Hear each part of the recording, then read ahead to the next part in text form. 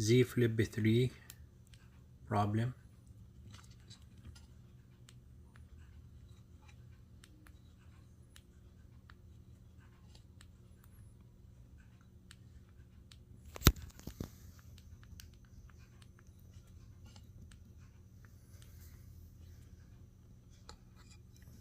Okay, when it's on like that, you need to go to settings, go to display,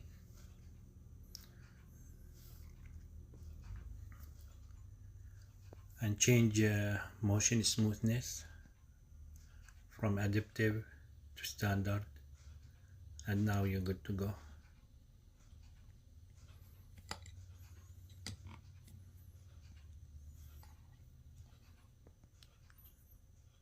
It's very easy, and this is fix the problem.